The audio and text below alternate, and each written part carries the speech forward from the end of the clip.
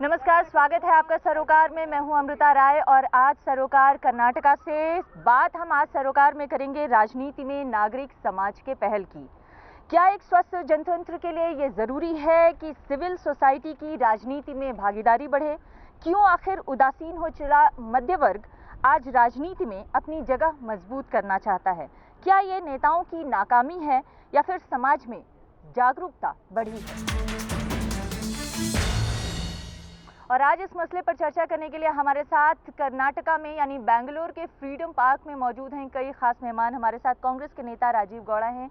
राजीव, आपका बहुत स्वागत है। हमारे साथ अनवर मणिपड्डी हैं जो कि बीजेपी के नेता हैं, बहुत स्वागत है। और साथ ही साथ आप कर्नाटका स्टेट माइनॉरिटी कमीशन के चेयरमैन भी हैं। हमारे साथ सुजाता पुराणिक हैं जो कि बीपैक की मेंबर हैं और इसके अलावा वो मार्केटिंग से रिलेटेड बहुत सारे काम करती रहती हैं। आईटी सेक्टर में भी आपकी ज़बरदस्त पहल है। हमारे साथ सीनियर जर्नलिस्ट सरिता राय हैं जिनके कॉलम्स आप लगातार पढ़ते रहते होंगे। और हमारे साथ हैं त्रिलोचन शास्त्री जी जो कि IIM बेंगलुरु में प्रोफेसर हैं।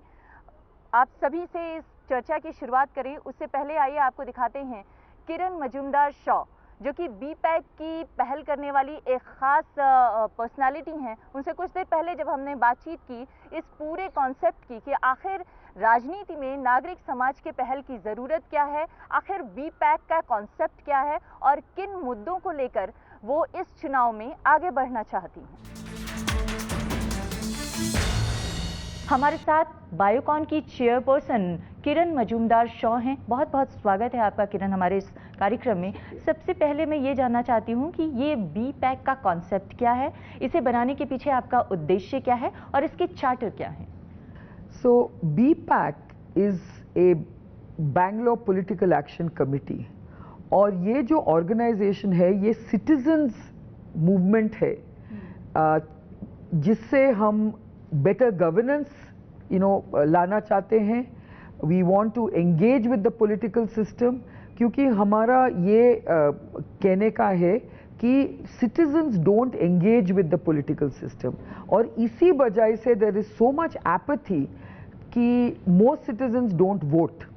सिटीजन्स समझते हैं कि हमारे वोट करने से कुछ नहीं होने वाला है, but we are trying to tell them that your vote does count. You must engage with the political system because politics will never improve unless citizens demand better politics. Citizens को ज़्यादा aware करने के लिए आप लोग की तरफ से क्या ऐसे इनिशिएटिव्स लिए जा रहे हैं? So the first thing starts with how do you create a voter drive amongst the urban educated middle class. ये जो urban educated middle class जो है, they represent a very large part of the population in Bangalore. You know, Bangalore is a very urban middle class city. लेकिन अगर आप देखा जाए कि कितने लोग वोट करते हैं ये urban middle class educated segment में, बहुत कम है। Out of the 30% that represent the 18 to 30-year-olds in this very segment, less than 5% vote. तो हमारा कहने का है कि let us create an awareness that your vote counts and if you can actually move that needle from 5% to even 15%, ये बड़ा swing factor हो सकता है। तो क्या आपको लगता है कि आपके अवेयरनेस का कुछ असर होगा और क्या आपसे लोग जुड़ भी रहे हैं? बहुत असर हुआ है क्योंकि 2 महीने में we have been able to enroll 600,000 new voter registrations. ये बहुत ही impressive number है और अगर ये लोग वोट करेंगे तो ये बड़ा असर होगा in terms of the outcome. लेकिन आप पॉलिटिकल सिस्टम में इंटरवेंशन क्यों चाहते हैं? क्योंकि the political system is not working. The political system is disengaged with citizens' needs. The political system is not focusing on good governance, on good delivery. उसीलिए तो अगर आप देखेंगे बैंगलोर की स्थिति कैसी है अभी, रोड्स कितने बुरे हैं, हमारा गार्बेज क्राइसिस कितना सीरियस है और ये सब प्रॉब्लम्स के वजह से हमने ये बीपैक शुरू किया है because we have to get better governance and better accountability and most of all better transparency. तो ये सब करने के लिए we need a very different political system. जैसे कि अगर आप देखा जाए आवर मेयरल सिस्टम, हमारा mayoral system today is very flawed because the mayor has a 1-year term, is nothing but the stooge of a political party, is a figurehead, has no role to play. if you want to empower an individual to take and be held responsible for the governance of a city like Bangalore, then you have to empower him or her. तो हमारा ये कहने का है कि ये Myers term जो है, it should be at least a 5-year term and preferably be an elected person from the people. जी, ये बीजेपी ने 2008 में ये प्रॉमिस भी किया था कि डायरेक्टली इलेक्टेड मेयर होगा, मेट्रोपॉलिटन प्लानिंग कमीशन की व्यवस्था करने की बात कही थी, BPOs in semi urban and rural areas की बात कही थी और रिलैक्सिंग फ्रॉम लैंड प्रॉमिसेस की भी बात कही थी। ये जो सारे कंसर्न्स हैं, ये कहीं ना कहीं आप लोगों से जुड़े हुए हैं, लेकिन वो क्यों नहीं पूरा हो पाया? आपको क्या इसकी वजह लगती है? क्योंकि citizens are not connected. You know, you make a policy announcement, it's a unilateral kind of announcement, nobody is held accountable, citizens don't care. तो हमारा ये कहने का है कि citizens, it is about you. You must ask questions, you must engage with the political system, and if it is good for you, then make sure that they deliver on it. तो आपको लगता है कि आप लोगों के initiative से इस तरह के कोई चेंजेस आने की संभावना बन रही है, और अगर ये बन रही है तो आप किस तरह की गवर्नमेंट की उम्मीद इस बार कर रहे हैं? We want a better government that basically focuses on all these key issues. हमने ये हमारा चार्टर में we have identified 10 things. First is of course this, we want to disconnect policy with administration. All our government structure right now clubs it together. That's why there is no accountability. The second thing is, how do we create a safer city? Bangalore में बहुत ही crime rate बहुत बढ़ गया है अभी. So how do you bring it down? Third is, we want it to be a safe city for women. How does this become a women's city? क्योंकि हमने अभी देखा है कि देश भर we have a lot of problems. Women are not being treated as equal citizens. So we want Bangalore at least to be a city where women are empowered, women are safe, and we want it to be a women-led city where women are catalyzing change. और काफ़ी हो रहा है यहाँ, because a lot of women engaged with a number of important initiatives. Then we want it to be a garbage-free city. तो ये कैसा करना चाहिए? So we want the government, we have a lot of ideas. We want a waste management authority. अभी JDS के manifesto में उन्होंने इस विषय पे अच्छा पॉलिसी, मैनिफेस्टो पॉलिसी उन्होंने अनाउंस किया है. आपने अभी बोला है कि the BJP itself had talked about an elected mayor. ये सब बहुत ही important चीज़ है. नहीं, लेकिन ये बातें तो प्रॉमिस के तौर पे आती हैं और चली जाती हैं, पूरी हो नहीं पाती हैं. आप लोग पूरा करने के लिए क्या करेंगे? और दूसरी बात ये है कि क्या आप लोग अगर इसको लेकर इतने सिंसियर हैं, तो क्यों नहीं अपना कैंडिडेट इलेक्शंस में उतारते हैं? No, we have to be apolitical. The moment you become political, you become ineffective because you don't have the right to question. तो हमारा कहने का ये है कि BPAC has to be apolitical.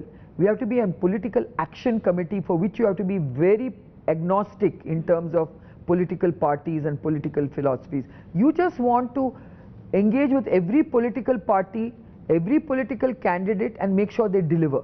तो ये हमारा कहने का है. And our rule is that you can join BPAC, but the moment you enter into politics, you have to step down from BPAC. हमारे काफ़ी members थे जो as soon as they became political in terms of standing for elections, they had to step down. नहीं, लेकिन सिर्फ question करके तो आप पॉलिटिक्स में कुछ हासिल नहीं कर सकते जब तक कि आप उसमें इन्वॉल्व ना हो. तो इन्वॉल्व होने के लिए तो ज़रूरी है कि आप उसका हिस्सा बने. और दूसरी बात ये कि आपका जो फोकस है वो केवल शहर तक सीमित है. आप पूरे कर्नाटका को, उसके ग्रामीण इलाके को लेके क्यों नहीं? नहीं, क्योंकि हम सिर्फ बैंगलोर को अच्छी तरह जानते हैं. And Bangalore today accounts for 60% of Karnataka's GDP and 20% of Karnataka's population. It's a very important urban center for Karnataka. We want to make sure that investing in Bangalore, developing Bangalore benefits the whole of Karnataka. तो हम इसी पे हम concentrate करेंगे. So that is our strategy. And as far as making sure that we get the people to deliver, we are going to work this. We are not here for 1 year. हम लोग 10-15 साल के लिए we are in it for the long haul because we feel we need to bring about systemic change. People have to finally play a very important political role where we groom people how to understand. वो सब हम करेंगे. We will incubate political leaders. We will incubate political thinking. So we will run a number of workshops. We are going to create youth for BPAC, women for BPAC. Even children for BPAC. We want to start from school. तो आप system में सुधार करने के लिए लोगों के initiative चाहते हैं और अच्छे लोगों को पॉलिटिक्स में लाने की कोशिश कर रहे हैं. हमारी बहुत बहुत शुभकामनाएं, आप इसमें सफल हों और कर्नाटका का, बेंगलोर का और देश का भला हो. बहुत बहुत धन्यवाद हमसे बात करने के लिए. सुजाता जी, जो किरण मजूमदार से मैंने सवाल नहीं पूछा वो आपसे पूछना चाहती हूँ. 2006 के बाद से नागरिक समाज का यानी सिविल सोसाइटी का कर्नाटका में एक तरह से उभार आया और बहुत तरह के अलग अलग ऑर्गेनाइजेशन सक्रिय हो गए. कम से कम 5 ऑर्गेनाइजेशंस जो मैंने अभी पढ़े, अजीम प्रेमजी फाउंडेशन जो कि एजुकेशन के लिए काम कर रहा है, आई पेड ऑब्राइव जो कि एक तरह से करप्शन को लेकर अवेयरनेस जगा रहा है, Mysore resettlement and development agency MYRADA जो कि महिलाओं के अंदर जो है सेल्फ हेल्प ग्रुप डेवलप करने की कोशिश कर रहा है. इसके अलावा अशोका ट्रस्ट है जो कि इन्वायरमेंट के सिलसिले में काम कर रहा है. और अब आप लोग, इसकी ज़रूरत क्यों पड़ी और इसका कॉन्सेप्ट जो है वो उसको कहाँ तक आप आगे बढ़ा सकते हैं? क्या इसका खर्चा होगा? कैसे आप लोग चुनाव में इसके ज़रिए आगे बढ़ना चाहते हैं? मैं आपको बताऊं, बैंगलोर पॉलिटिकल एक्शन कमेटी इसलिए उभर के आई है क्योंकि हम समझते हैं कि जो बैंगलोर में गवर्नेंस है उसमें बहुत कमियां हैं और उन कमियों को पूरी करने के लिए हम लोग कुछ एक्टिविज्म करना चाहते हैं. और हम समझते हैं कि जब तक हम लोग नागरिक गण को पॉलिटिक्स में या राजनीति में साथ लेकर नहीं चलेंगे या उनको उसमें एक भागीदार नहीं बनाएंगे, तब तक हम अपने इलेक्टेड रिप्रेजेंटेटिव्स को अकाउंटेबल नहीं मान सकते. और जब तक हम लोग आगे आकर उन इलेक्टेड रिप्रेजेंटेटिव्स की जो एजेंडा है और जो हम लोग समझते हैं कि बैंगलोर की गवर्नेंस की एजेंडा होनी चाहिए, जब तक यहाँ इन दोनों में कोई मेल जब हम देखते हैं तो हम उन कैंडिडेट्स को सपोर्ट करने की बात करते हैं. और आप लोगों ने क्या कोई ऐसे कैंडिडेट्स को चूज़ किया है जिसको कि आप लोग सपोर्ट करेंगे? सवाल ये है कि अगर आप राजनीति में अपनी भागीदारी चाहते ही हैं तो राजनीति में पूरी तरह से उतरिए, अपने कैंडिडेट्स खड़े करिए, चुनाव लड़ाइए, उसके लिए बाहर से कैंडिडेट्स को सपोर्ट करें. और मान लीजिए वो कैंडिडेट आगे चल के ख़राब हो गया या किसी तरह के करप्शन में फंस गया, फिर? नहीं, एक्चुअली हम लोग पॉलिटिक्स में नहीं आना चाहते. हाँ. हम पॉलिटिक्स के लिए पीछे से काम करना चाहते हैं ताकि हम इम्प्रूव करें. जो भी पॉलिटिकल कैंडिडेट्स आ रहे हैं उनकी हम खबर लें, उनको ऑडिट करें और लोगों के सामने ऐसे कैंडिडेट्स पेश करें जो उनकी मतलब मनोकामनाएं पूरी कर सकते हैं. तो हम एक नॉन पार्टिजन ऑर्गेनाइजेशन, मैं बिल्कुल क्लियरली कहना चाहती हूँ कि the Bangalore political action committee is a non partisan organisation. Our entire agenda is to look at the candidates who are standing for elections, for different kinds of elections, whether it's municipal elections or MLA elections or MP elections, and to look at their track records to bring forward in front of the people who are members of BPAC what they have done, what they have promised to do, and hold them accountable to that. Anwar साहब, ये जो सुजाता कह रही हैं उससे तो ऐसा लगता है कि जैसे जो पॉलिटिकल क्लास है, जो राजनीति में जमे हुए लोग हैं, उनसे मध्य वर्ग की उदासीनता बढ़ती जा रही है और उन्हें लग रहा है कि उनकी इच्छाएं या उनकी महत्वाकांक्षाएं पूरी नहीं हो रही हैं, जितनी उनको अपेक्षाएं हैं सरकार से वो पूरा नहीं कर पा रही. क्या आप इसे राजनीति की नाकामी मानते हैं? नहीं, राजनीति का नाकामी नहीं है. जो इरादा और जो इंटेंशन वो ये लोग ये शुरू किया है बहुत अच्छी चीज़ है.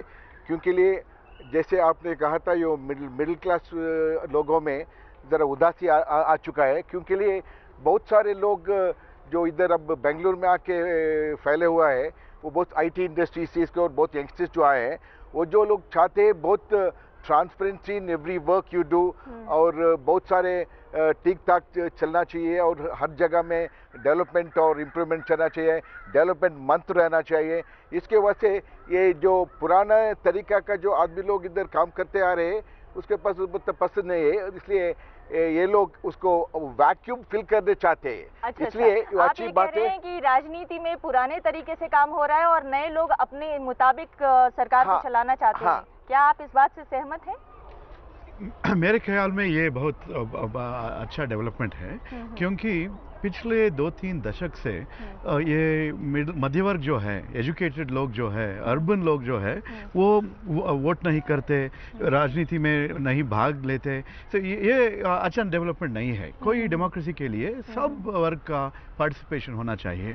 और ये सो अभी बेंगलोर में ये सिविल सोसाइटी में शामिल है, ये मध्य वर्ग, एजुकेटेड क्लास, एलिट सब सिविल सोसाइटी में शामिल है, पर राजनीति से दूर रहते थे। अब ये बहुत अच्छा डेवलपमेंट है कि वो राजनीति के साथ नेताओं के साथ भी काम करने के लिए तैयार है। अभी तक वो सिर्फ एडवाइस देना चाहते थे, पॉलिसीज लिखना चाहते थे, पर ये जो डेमोक्रेटिक प्रोसेस है उसमें उससे दूर रहते थे।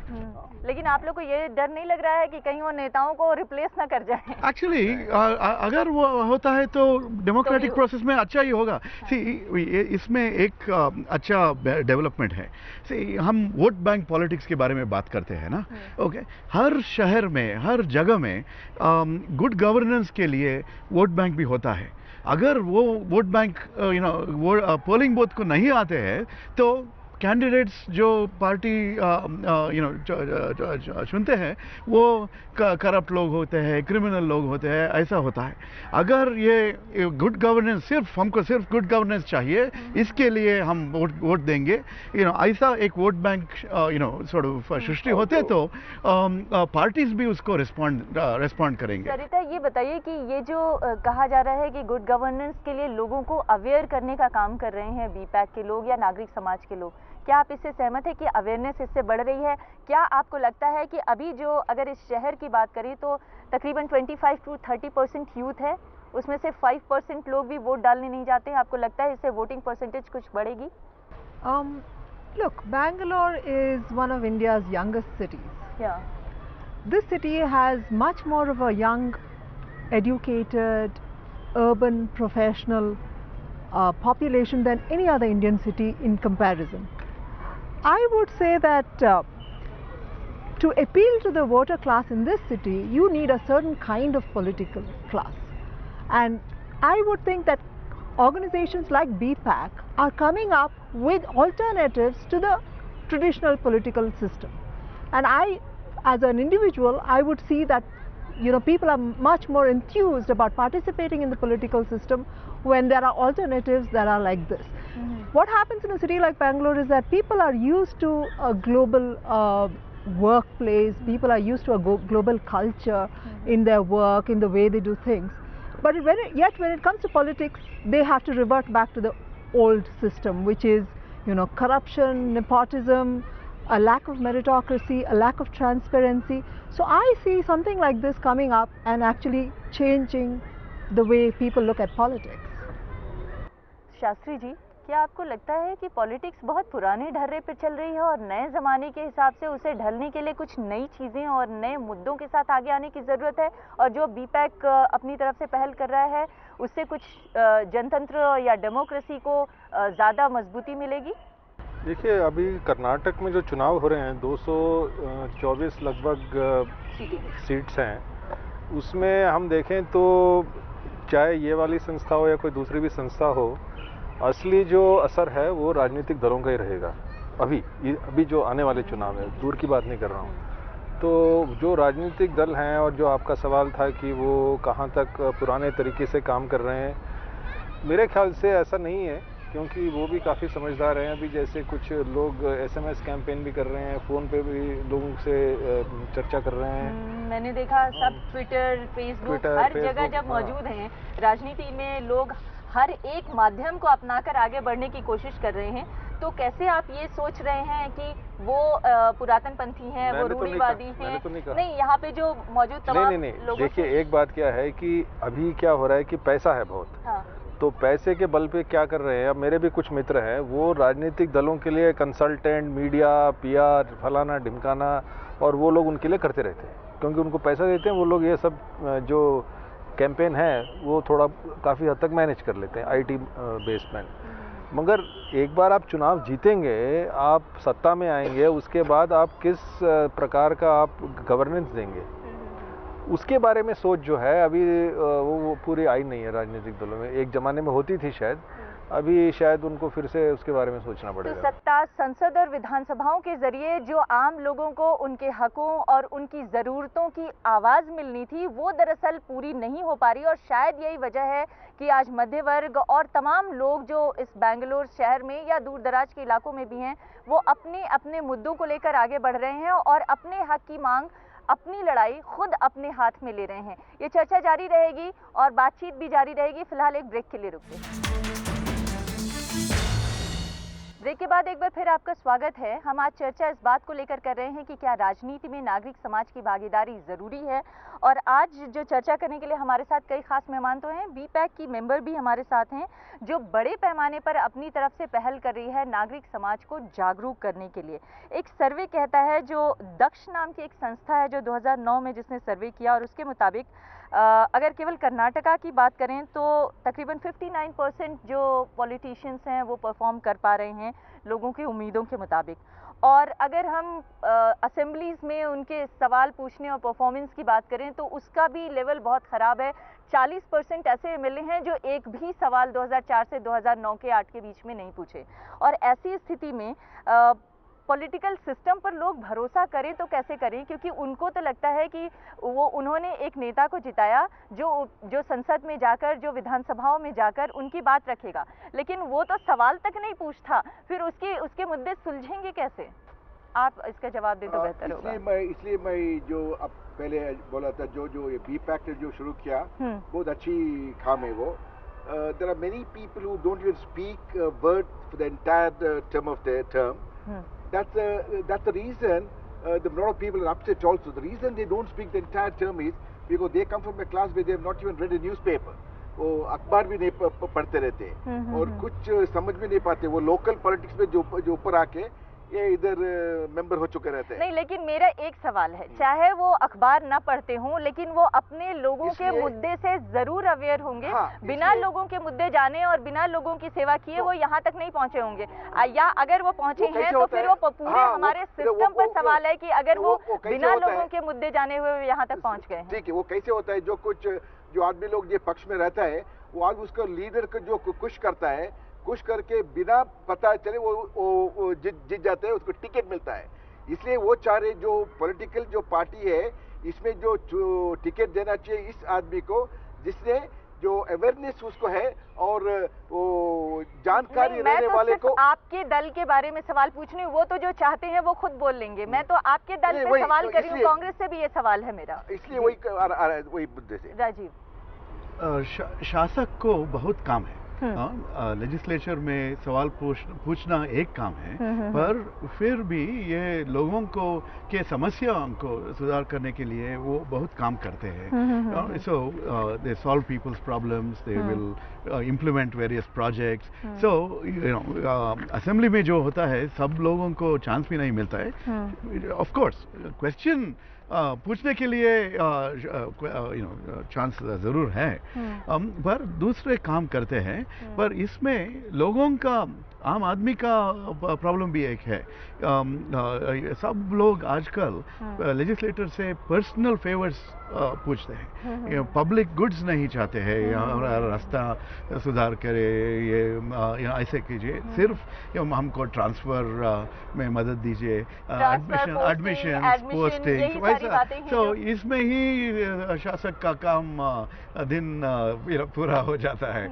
तो अच्छा डेवलपमेंट नहीं है ये, जो लोग प्रश्न नहीं पूछते हैं, पर दूसरा काम भी कर सकता होगा। बीपैक का एक ठोस मकसद ही ये है कि लोगों के सामने रखें कि हर जो राजनीति में उतरे हुए हैं, जो कैंडिडेट्स जीत चुके हैं, उन्होंने क्या किया है, उनका रिपोर्ट कार्ड कैसे दिखता है, उन्होंने कितने सवाल किए, कितने पब्लिक गुड किए। यही तो हम लोगों के सामने रखना चाहते हैं, ताकि जब एक मिडिल क्लास वोटर अपना वोट डालने जाए तो वो इन्फॉर्म तरीके से वो वोट डाले कि किसके लिए मैं वोट कर रहा हूँ और मैं क्या उम्मीद कर सकता हूँ इस कैंडिडेट से। यही तो हमारा एक मकसद है। तो इसीलिए तो हम अपने आप को नॉन पार्टिजन कहते हैं कि जो भी आगे आ सकते हैं और जो काम कर सकते हैं बैंगलोर के लिए, उनके लिए हम लोग इंकरेजमेंट देंगे, लोगों के सामने उनकी अच्छाइयाँ भी रखेंगे, उनकी बुराइयाँ भी रखेंगे, ताकि ऐसे ही जाके वोट देने की जरूरत नहीं पड़ेगी। बताइए कि जब आप लोग कैंडिडेट्स को सपोर्ट करने के लिए चुनाव करेंगे तो उनका उसका क्राइटेरिया क्या होगा? और अगर कैंडिडेट मान लीजिए उसका बैकग्राउंड सही नहीं है या फिर आगे चलकर अगर वो किसी तरह के मामले में फंसता है तो क्या आप लोग अपना सपोर्ट वापस लेंगे? कैसे ये?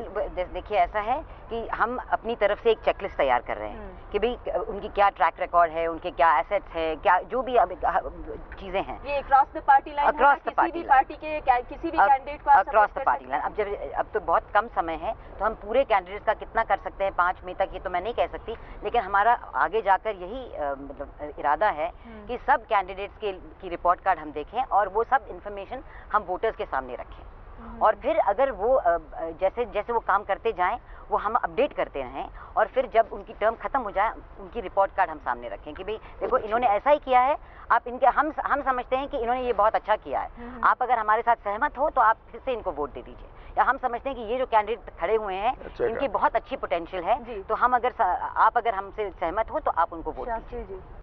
ये जो ये लोग कर रहे हैं, क्या इससे बड़े पैमाने पे जो समस्या है उसका कोई निदान होगा? देखिए, हम बारंबार एक संस्था की बात कर रहे हैं, ये अगर हम पूरे चुनाव की बात करें, क्योंकि ये संस्था जो है वो केवल एक शहर की बात कर रही है, तो पूरे अगर हम कर्नाटक की बात करें, पता नहीं कितने सारे जिला हैं और 200 से अधिक विधानसभा के सीट्स वगैरह हैं, तो ये सब जैसे उन्होंने कहा कि ये शुरुआत कोई भी अगर हम अच्छे ख्याल से अगर शुरुआत करें वो अच्छी बात है, मगर परिवर्तन लाने के लिए कई लोगों को कई काम करने पड़ेंगे, वो किसी एक संस्था से नहीं होगा, मतलब कम से कम लेकिन कहीं से तो शुरुआत होगी, कहीं से तो पहले नहीं, मगर ये तो पहली शुरुआत नहीं है ना, कई लोगों ने कई काम किए हैं, ऐसा नहीं है कि इसी की वजह से पूरा परिवर्तन आने वाला, और ये शुरुआत इन्होंने नहीं की है, इसके पहले से भी कई लोगों ने कई प्रयास किए हैं।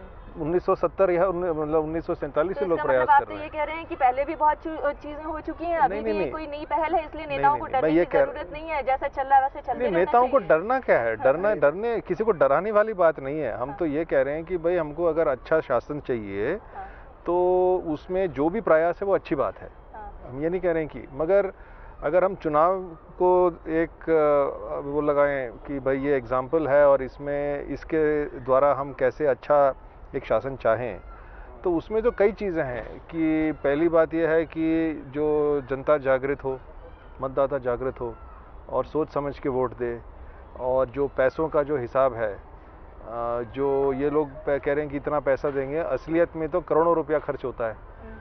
तो अगर आपने एक प्रैक्टिकल इशू ये है कि जो जागृत जनता जिसको आप कह रहे हैं, जो अवेयरनेस है, वो तो जो सबसे मोस्ट अवेयर पर्सन्स हैं वो तो वोट डालने ही नहीं जाते, और जो निचले तबके के लोग हैं उनको आप किसी भी तरीके से मना लेते हैं, पटा लेते हैं वोट डालने के लिए। ये बात मैं नहीं मानता हूँ, क्योंकि जो पॉलिटिकल अवेयरनेस है, जो राजनीतिक मामलों के बारे में जो जागरूकता है, वो मैं तो कहता हूँ कि मध्यवर्गीय और जो पढ़े लिखे और शहरों में रहते हैं कई मात्रा में उनकी कम होती है, और गांव में उनकी पॉलिटिकल अवेयरनेस ज़्यादा होती है। तो ये तो मैंने बिल्कुल आपकी बात से मैं सहमत नहीं हूँ कि उनको पॉलिटिकल अवेयरनेस नहीं है। मैं तो गांव में काम करता हूँ, वहाँ पे आप एक ढाबे में बैठ जाए तो आधा घंटा वो पूरे पॉलिटिक्स के बारे में A to Z सुना देंगे, और यहाँ के लोगों को पता ही नहीं होगा कि MLA कौन है यहाँ का।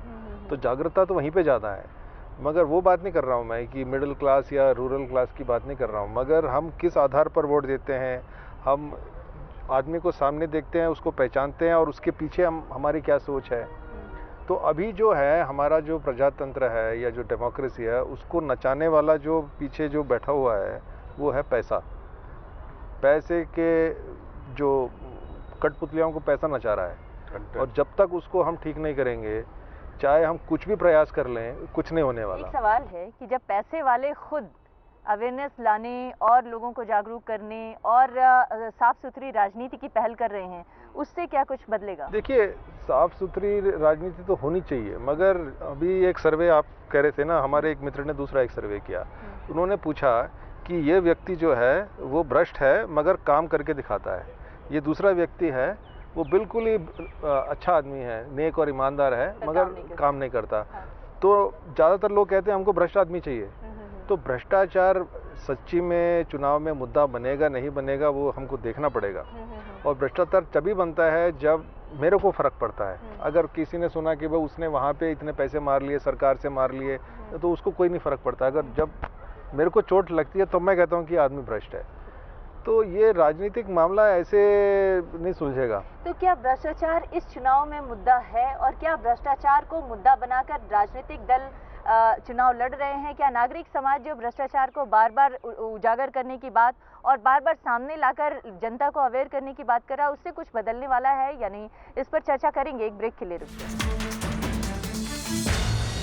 ब्रेक से पहले हम बात कर रहे थे कि क्या इस चुनाव में करप्शन कोई मुद्दा बन पाएगा या नहीं, जिसको लेकर नागरिक समाज सबसे ज़्यादा आंदोलित है। सरिता, पिछला 5 साल जो बीजेपी का शासनकाल रहा, उस दौरान सबसे बड़ा मुद्दा करप्शन का रहा, लेकिन बीजेपी के नेताओं से जब आप बात करें तो वो कहते हैं कि करप्शन मुद्दा है, लेकिन करप्शन तो पहले के दूसरे जो कांग्रेस के शासनकाल थे उस दौरान भी होता रहा, इसलिए करप्शन कोई उतना बड़ा मुद्दा नहीं है। और अभी आपने बाकियों को बोलते हुए सुना, लोग ये चाहते हैं कि जो नेता काम कर दे, भले ही वो थोड़ा पैसा खा ले, लेकिन काम कर दे, उसी को हम प्रेफर करेंगे। ऐसी स्थिति में इनका जो एजेंडा है वो कैसे सर्व होगा? Well, I think people are looking not just for somebody incorruptible, but also somebody who can deliver. I think governance has become increasingly important, and it's not just in amongst the educated classes. Even the people that are, you know, whom you consider completely rural, illiterate, even for them, people delivering, their candidates delivering, makes a big difference in the election. And so I would think that if there is an organization, or if there are a bunch of organizations that are amping up voter awareness on good governance, good administration, good candidates who can deliver, I think that makes a difference too. So when you're talking about the BJP government for the last 5 years, yes, corruption has been a huge issue, but so also has been maladministration. I mean, this government has simply not performed, and everybody is talking about the non-performance of the government along with the heightened corruption. So it's been a combination of complete lack of governance as well as huge amounts of corruption. So, you know, the BJP is trying to wash its hands off this issue, but I think voters are quite aware that it's not just corruption but also a lack of administration. जी, corruption और administration दोनों ही level पे अगर BJP fail हो रही है, तो आपकी भी कहीं कोई तारीफ नहीं हो रही, क्योंकि आपके पास ऐसी कोई इशू नहीं है या ऐसा कोई चीज़ नहीं है जिसको दिखा के या जिसको बता के आप लोगों के अंदर कोई ऐसा इमोशन पैदा कर सकें या इस नाकामी का फ़ायदा उठा सकें। अगर आपको कर्नाटक राज्य के इतिहास पता है तो आपको पता चलेगा कि जब कांग्रेस एडमिनिस्ट्रेशन था तो आम आदमी के लिए बहुत काम और प्रोग्राम्स शुरू किए। लैंड रिफॉर्म्स कांग्रेस रेजिम ने दिया। ये जब एस.एम. कृष्णा चीफ मिनिस्टर थे तो बेंगलोर को ग्लोबल सिटी और IT capital, global IT capital बना दिया। ये जो इंजीनियरिंग कॉलेजेस और एजुकेशन इंफ्रास्ट्रक्चर, ये सब कांग्रेस रेजिम्स में शुरू हुआ। सो लोग को पता है और उसका मेमोरी भी बहुत अच्छा है। उसको पता है कि अगर कांग्रेस वापस आता है तो स्टेबिलिटी भी आएगा, अभिवृद्धि भी आएगा। इसलिए आप कह रहे हैं पर उसी एस.एम. कृष्णा और उसी कांग्रेस सरकार को हराकर तो बीजेपी आई थी। नहीं, मैं ये बात नहीं मारूंगा और सरिता का बात भी नहीं मारूंगा, क्योंकि लिए जो इम्प्लीमेंटेशन अब तक हुआ है 5 साल से, अब तक किसी पहले का सरकार से नहीं हुए। हाँ।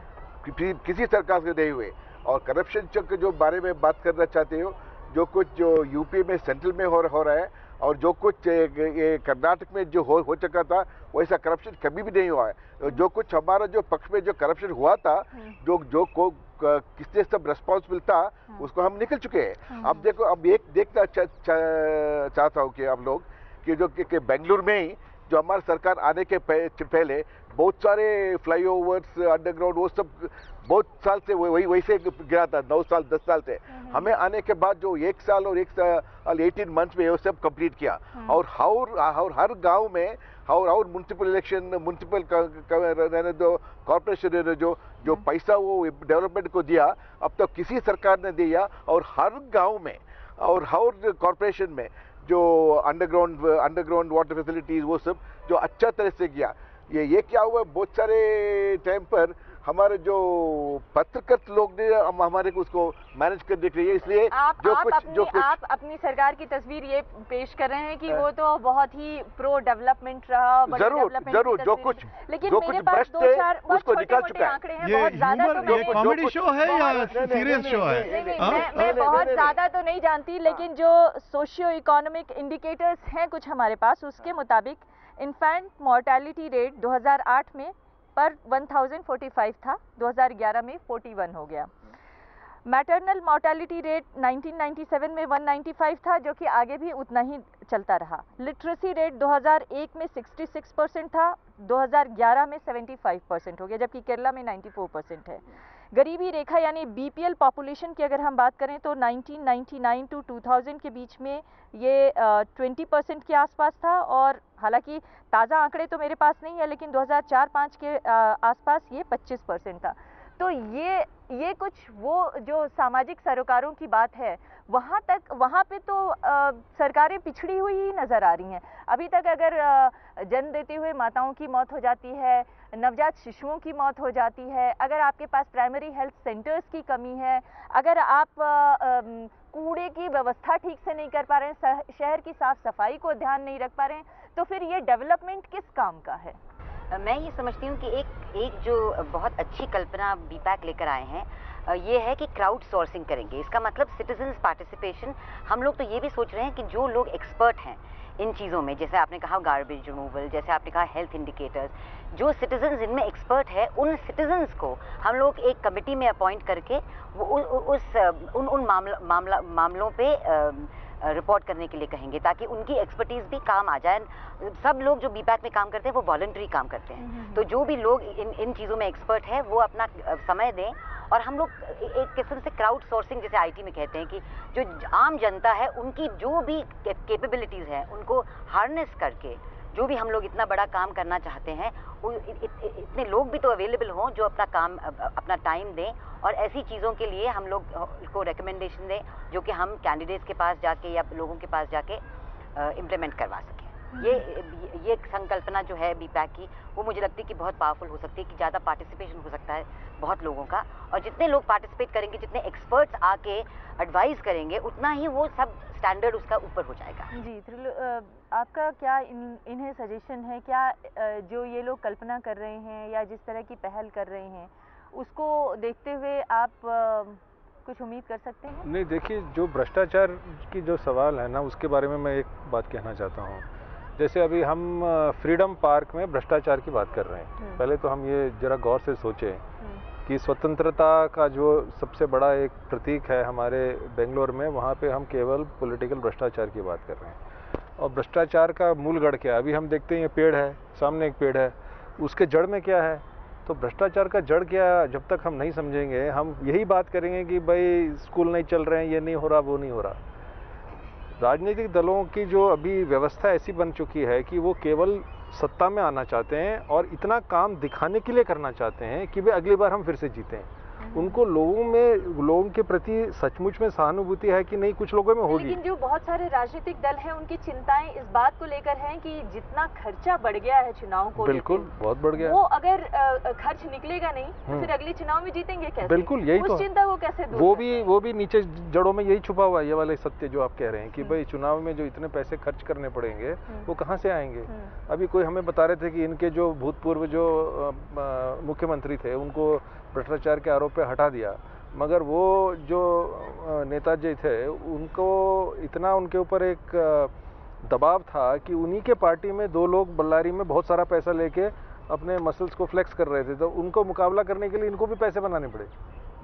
तो ये इस टाइप का जो चल रहा है, चेन हो रहा है, अब इसको तोड़ने के लिए मेरे ख्याल से हमको सबको मिलके एक वादा करना चाहिए कि जो भी हमें वोट देने का प्रयास करेगा हम उसको वोट नहीं देंगे, और हम अब सबको मिलके अपने कैंडिडेट को 50 रुपये, 100 रुपया, 1000 रुपया हमको देना पड़ेगा, और उसको बोलो कि कोई और नहीं देगा, हम लोग देंगे आपके चुनाव के कैंपेन के लिए, और पैसे देने के बाद आपको पूछेंगे भाई आपने अच्छी तरह काम किया कि नहीं, क्योंकि वही भागीदारी की बात है।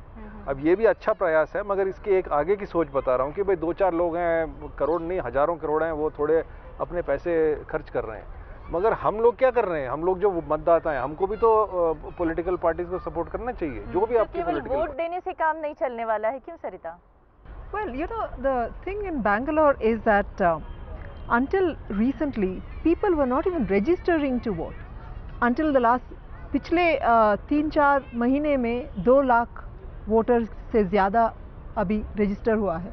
तो what I'm saying is that people are actually willing to participate in the process, whether it is to elect somebody good or make a right choice, to think and vote, to actually bring out their choice, to exercise their choice. The first time I'm seeing such a huge enthusiasm to actually register as a voter amongst young people, first time voters. 2.5 lakh people have actually registered to vote in this process, and I see that as a hugely optimistic sign for what the elections in this country could be.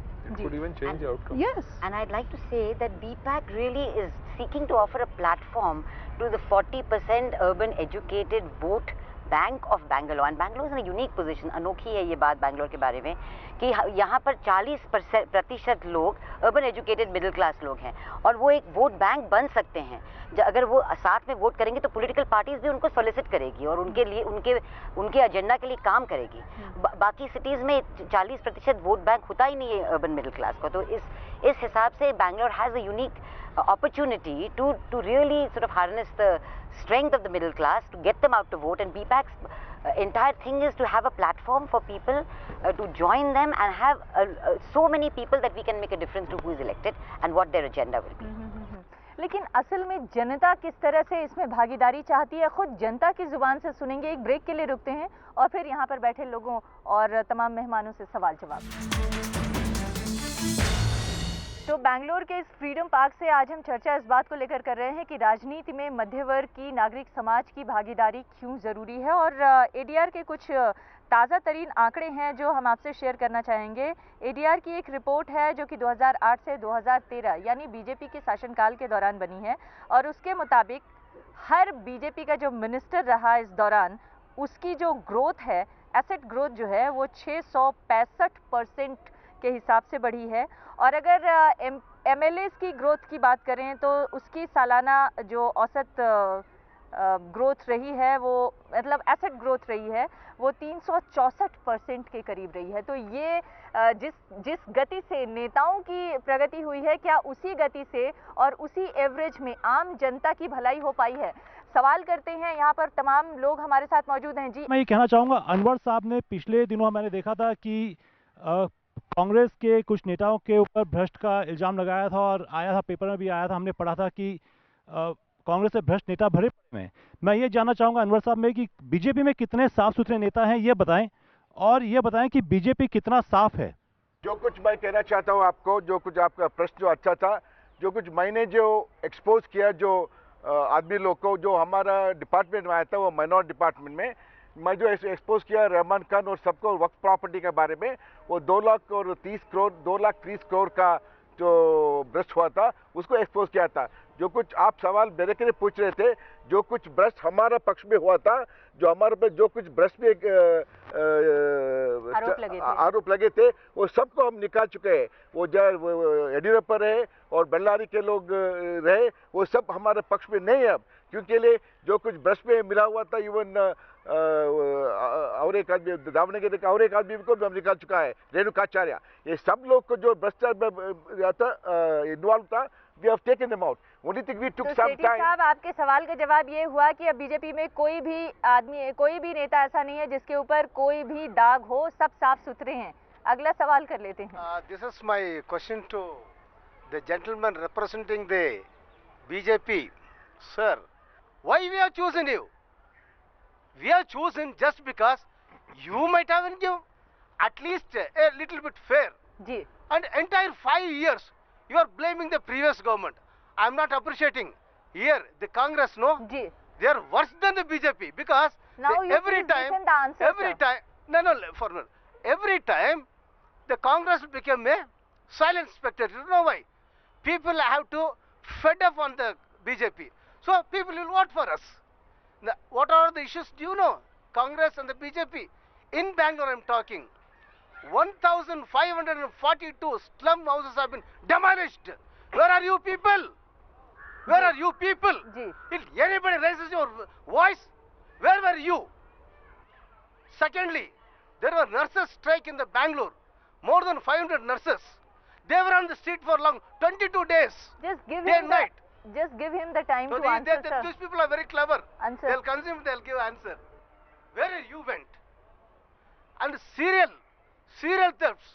See, okay, give me the reply.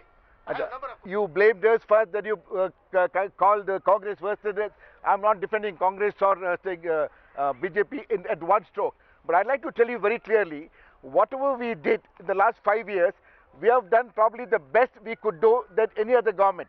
If you take into consideration the development that has taken place in Bangalore, then the previous, all the work which had not completed for more than 9-10 years, for example, the old airport road, the flyovers, the Jayadeva Hospital flyovers, the underpasses in Malleshwaram, all these things which was there just lying for more than 9-10 years, we completed about a year and a half.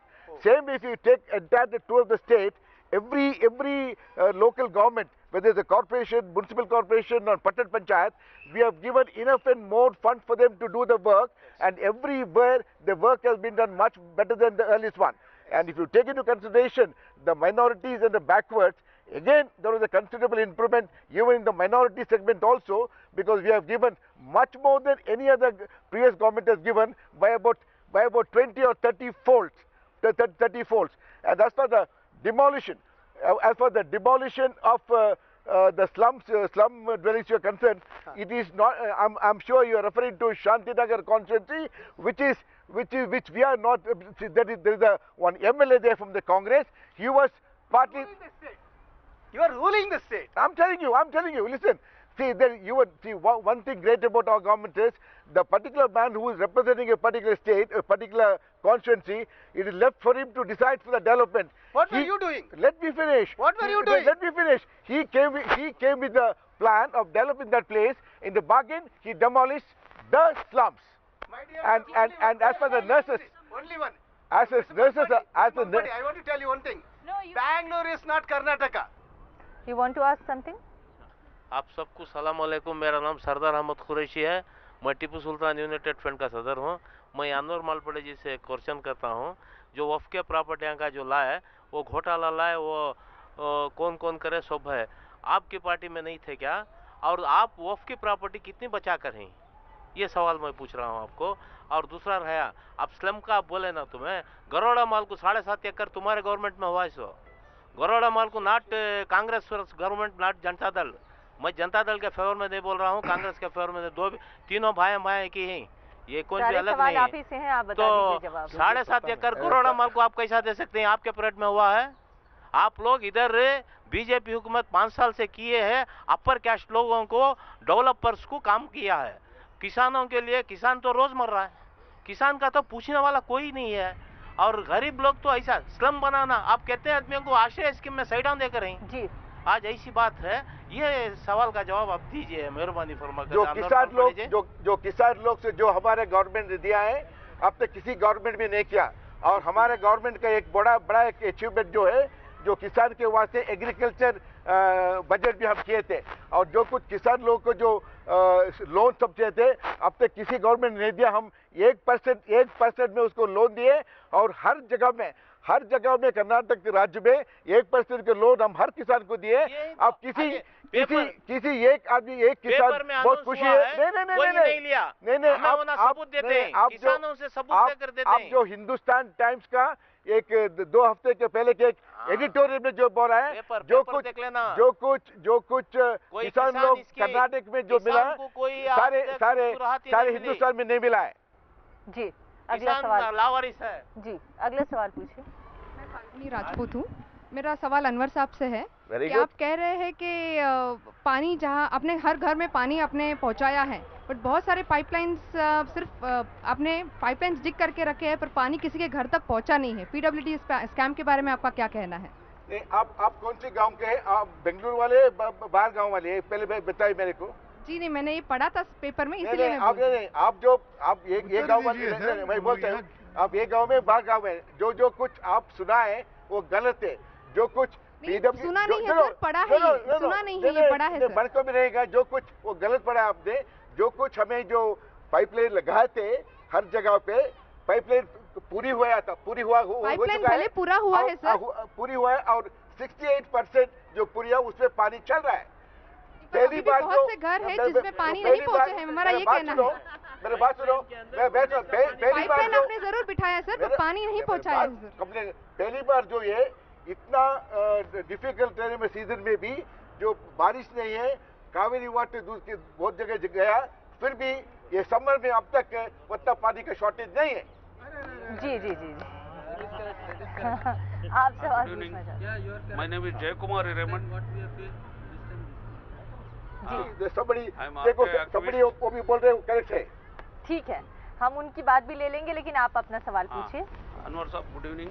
Good evening. You are defending your government because you are there in BJP. So okay. Now please tell me, since 17 months there was no Lokayukta in Karnataka. We are protested that government decision, and as myself, my friends knows very well. We have sat here in front of this Freedom Park 1 week along with veteran freedom fighters. Understand? So what is your question? What's your question? Yes, the question to me. Lokayukta, talking about Lokayukta. For 17 months, Lokayukta has not been appointed. If you remember, the Lokayukta have been appointed twice, and both the time they were opposed by all kind of things. So he had to resign. And all that, still we have got here a new Lokayukta man. Finally, they didn't oppose. Now he is there. There are such a lot of anyone we appointed. The people are so damn scared opposition. They didn't want that particular man to come in. So there was hula gula. So he himself had to resign and go. But now, and another man has come. He's already there. Now Lokayukta is very much. You appointed. My question is appointed after 17 months. There was no Lokayukta. That's exactly what I said. We had appointed twice. 2 people we had appointed, but he was opposed tooth and nail by a lot of people, opposition leaders, and they out of their sheer respect, they had to resign and go. So nobody was willing to come forward to take up the position. तो चाहे वो बिजली का मुद्दा हो, चाहे पानी का मुद्दा हो, चाहे सड़क का मुद्दा हो, चाहे और दूसरे जो सिविल समाज के जो ज़रूरतें हैं, वो सभी ज़रूरतों को देखते हुए ऐसा लगता है कि जैसे जनता जो है वो बहुत ज़्यादा आक्रोशित हो रही है। बिल्कुल, सत्ता में बैठना बहुत ही डेंजरस लगता है मुझे। इनको तो एक भी सवाल नहीं मिला। नहीं, बिल्कुल, ये तो लोगों तो बहुत ही लाचार हैं, गुस्से में हैं, जैसे आप कह रहे हैं कि बात कर रहे हैं सर। तो नहीं, देखिए, अभी हमको दोनों तरफ से एक मानसिकता बदलनी पड़ेगी। हम एक तरफ से कहते हैं कि हमने वोट दिया और सारी जिम्मेदारी सरकार की है, वो भी बात सही है कुछ हद तक, मगर हमको सरकार के साथ मिलके जब तक हम काम नहीं करेंगे, हमने कहा कि भाई हमने वोट दिया और तुम लोग सब चोर हो, और ये वो लोग, अब ये लोग क्या करेंगे, अभी तो कुछ नहीं कह सकते, टीवी के सामने कुछ नहीं बोल पाएंगे, मगर बाहर क्या बोलेंगे, अरे ये लोग क्या गाली गलौज करते रहते हैं, वोट डालने भी नहीं जाते, ये तो मतलब पैसे मांग के वोट खरीदते हैं। तो ये जो जनता और सरकार के बीच में और जो डिस्कनेक्ट है बहुत बढ़ता जा रहा है, और ये समाज के लिए अच्छा नहीं है। तो आगे बढ़ के अगर हम सबको अगर पानी बिजली चाहिए तो थोड़ा झगड़ा करना चाहिए, मगर मिलके काम करना। कोई भी हो, लेकिन काम करो, पैसा खाते हैं, सब खाते हैं पैसा, लेकिन भ्रष्टाचार इतना बढ़ गया है, चलेगा, भ्रष्टाचार से हमको कुछ लेना देना नहीं। आज की पब्लिक ये मान रही है कि काम होना चाहिए, काम नहीं हो रहा, पैसा जाने के बाद में भी काम नहीं होता है, वो सबसे बड़ी प्रॉब्लम है। पैसा सब खाते हैं, कोई भी नहीं खाता ऐसा नहीं है, सब खा रहे हैं, सब जितने भी नेता हो या आम आदमी हो सब खाता है पैसा, लेकिन काम नहीं हो रहा है। काम होना चाहिए। मैं बात करना चाहता हूँ, ये बेसिक सिस्टम का प्रॉब्लम है। जो पब्लिक सर्विस को आते हैं उसको पैसा कमाने के लिए नहीं आते हैं, देश को बढ़ने के लिए आते हैं, पर चुनाव के लिए पैसा चाहिए, पार्टी डेमोक्रेसी को रन करने के लिए पैसा चाहिए।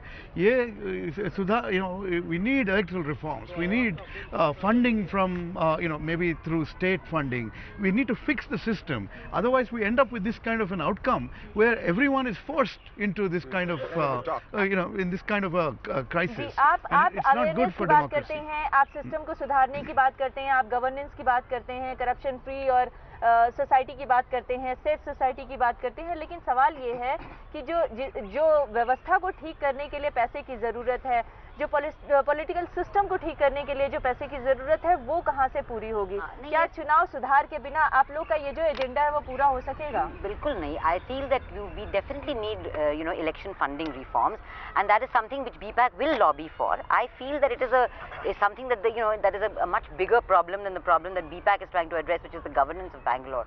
But to the extent that BPAC can give voice to this entire campaign for funding reforms, we will certainly do so. But I just want to make one comment, which is that it is extremely important for us to realize that just voting for somebody and getting them into power and then leaving them to solve the problems of the world is not going to happen. Until citizen participation is actively engaged, I mean citizens are actively engaged in doing things that will help to move forward.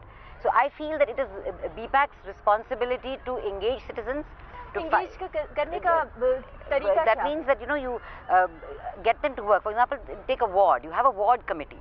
The ward's issues are all to be put forward, and then your elected representative is actually asked to address each of these issues and held accountable. And say, if you're not doing this, we're not going to vote for you next time.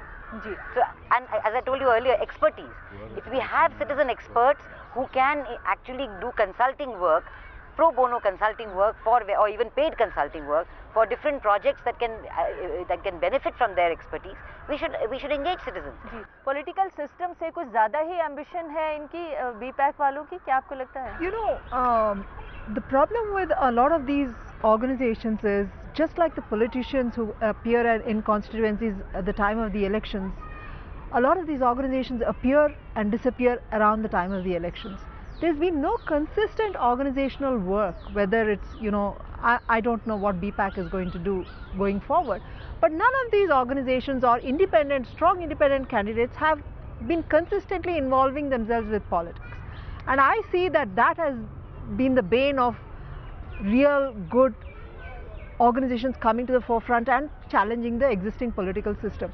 I don't know what BPAC is going to do, I have no idea, but I really think that there has to be a sort of a consistent engagement, not just at the time of the elections. Just like candidates go campaign in the constituency, ask for a vote, and then for the next 5 years you don't see them. People don't see them. BPAC is in it for the long haul.